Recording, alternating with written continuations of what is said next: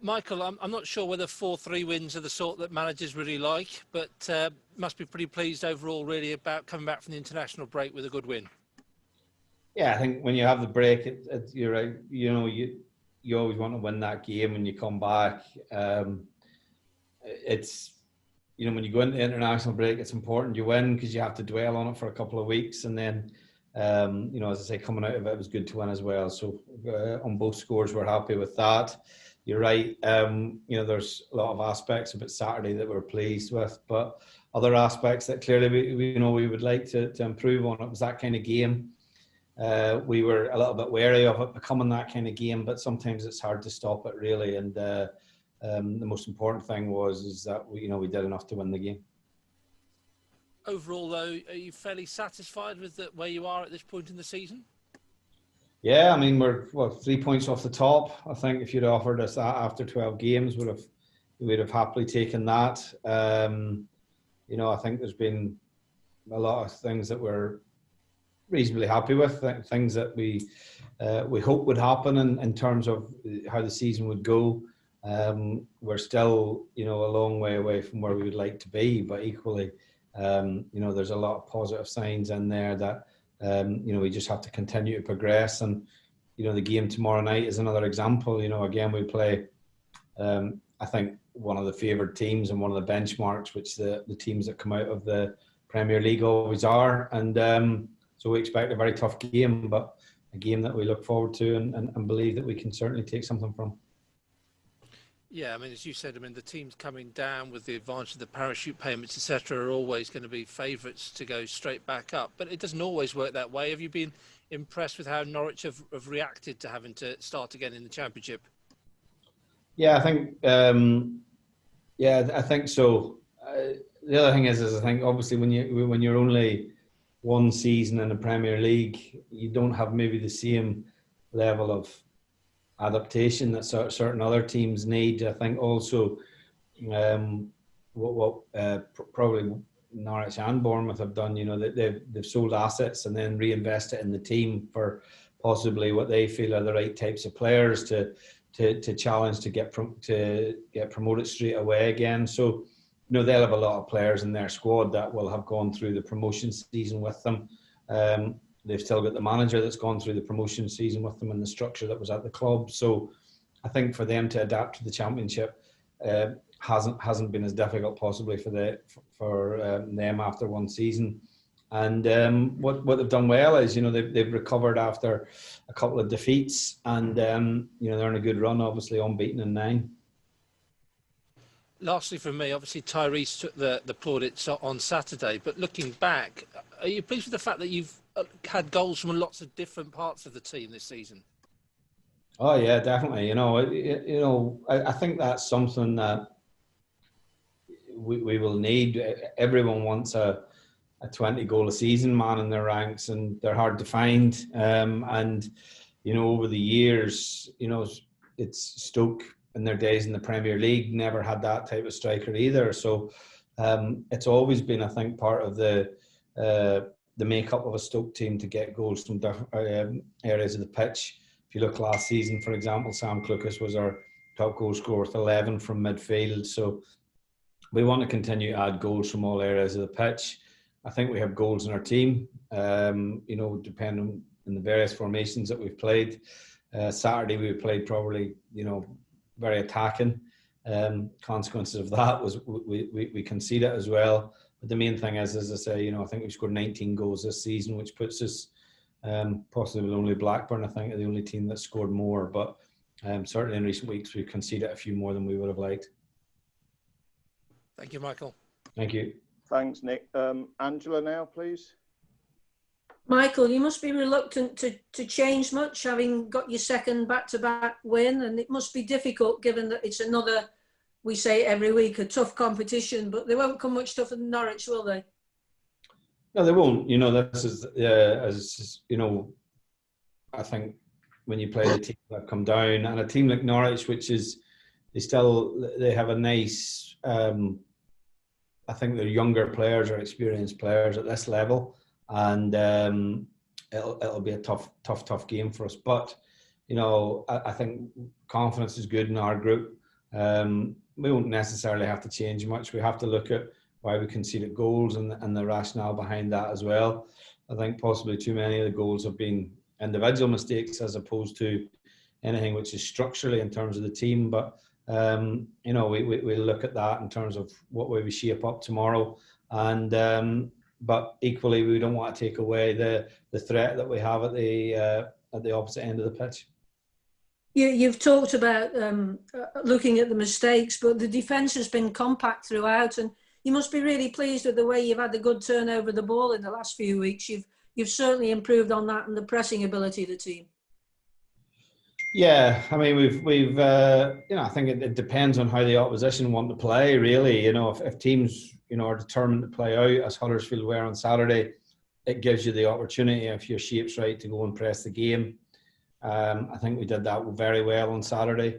And we look at that obviously in relation to the game tomorrow night and how Norwich will set up to play. But yeah, it's a big part of the game now, right at the top level, is obviously how you win the game, or how you win the ball back, rather, as high up the pitch as possible. And more importantly, that, it's your attacking players that either win or contribute to you winning the ball back. And then you obviously score quite quickly off the turnover. But that's one aspect that we have been pleased of. We've done well, I think, this season as a whole, winning the ball up higher up the pitch. And that's something that we want to continue to improve on. When you look at the fixtures Stoke have had up to now, it's been tough because Norwich will be the 10th team that we've played in the top half of the league. And you can't expect to stay under the radar now, as you've rightly said, you're 3 points off top place. Does that affect your thinking, or are you really pleased in this situation? It's obviously much better than being at the bottom, but do you want to continue under the radar? Yeah, preferably, yeah, but I'm probably that's not going to be the case. Yeah, look, we just want to make sure that we don't get into a situation where we lose our hunger, or we feel a little bit of complacency, or we feel a little bit comfortable. Since I came in last season, obviously we had to play under great pressure, and the club was still vulnerable up until the second last game of the season. Obviously this season we've eradicated that in terms of the start that we've had. We're a quarter of the season in, so we're in a healthy position, but the most important thing is to continue to look to improve. And the better we do, obviously, the more spotlight will come on the team, and people will talk about the expectation of the team. But the most important thing is the expectation that we have in here, really, within ourselves as a group. I think that's good. I think it's positive.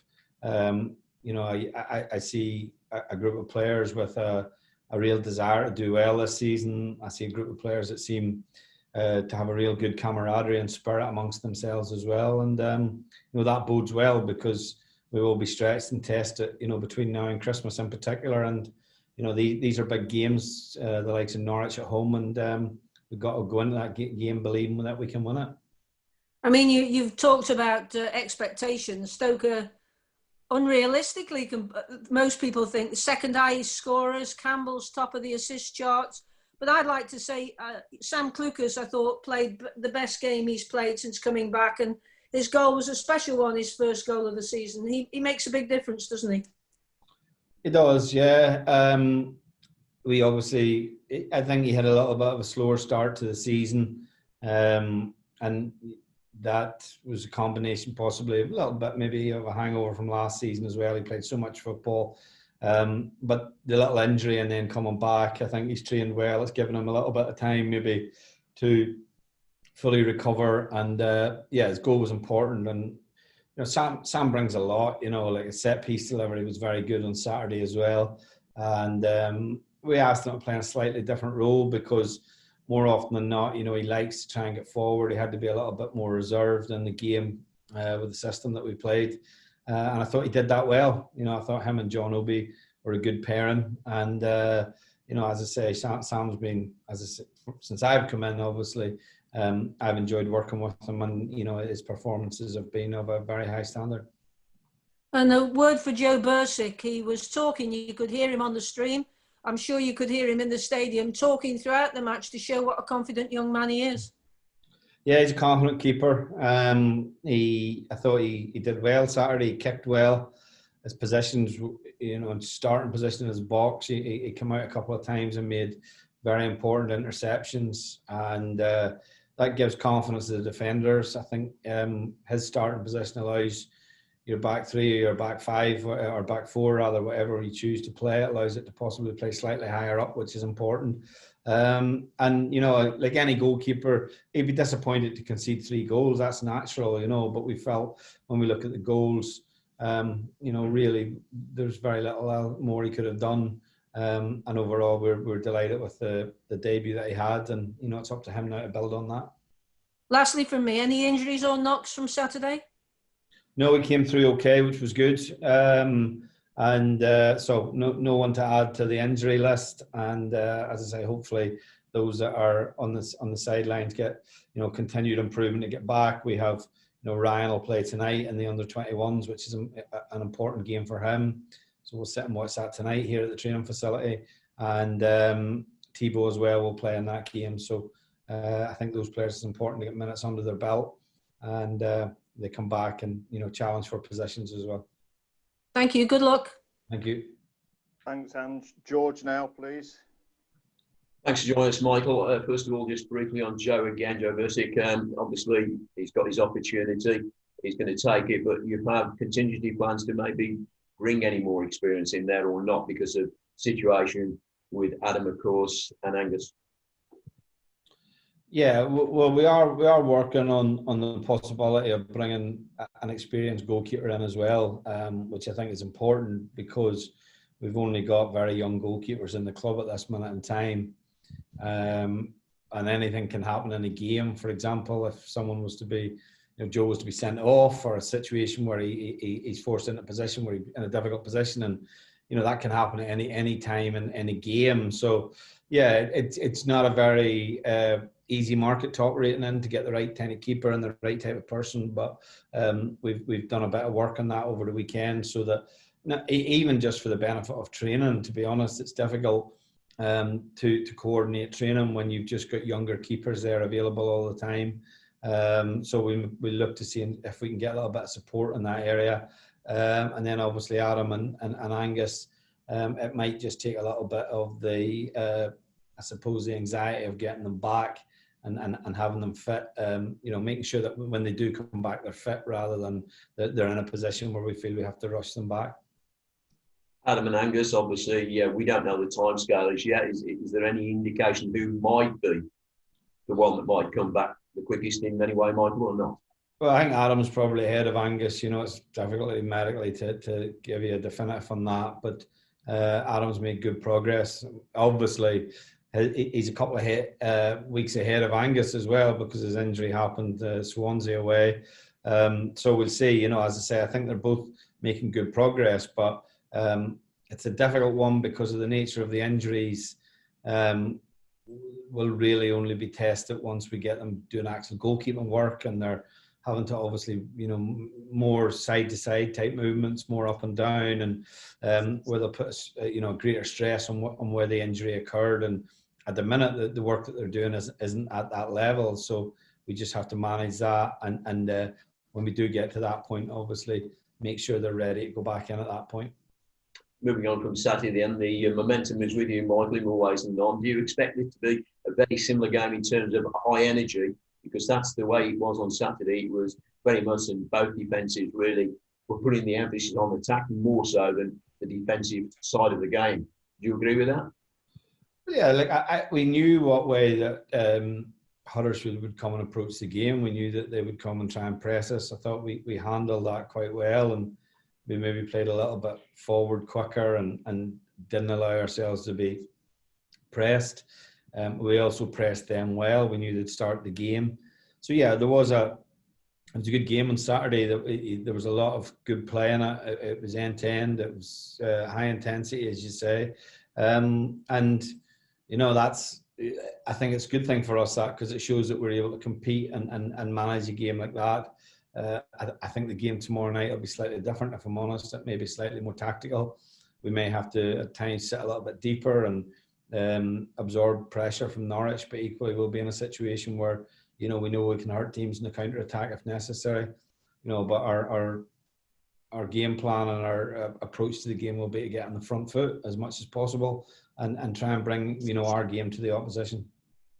As you've already alluded to, Michael, they've obviously adjusted very quickly because they was only in the Premier League one season, so to speak. So it's not a new situation they're coming into, and certainly the manager has been there a longish time, and he tends to recruit. He's lost a couple of players, but he does recruit well from the youth system and academy, doesn't he?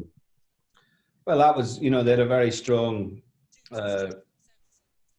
academy to bring players through in their promotion season. Obviously the likes of Jamal Lewis, who they sold on, Godfrey, who moved on as well. That has been the model of their club, and it's a very successful model, and it's a very progressive model. They seem to have ready-made replacements.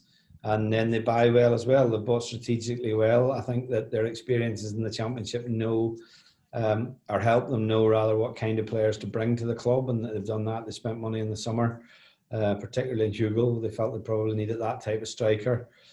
So yeah, look, they're well equipped for the season that lies ahead. There's no doubt about that. And that's why, obviously, as I say, it'll be a real test, but a benchmark for us tomorrow night.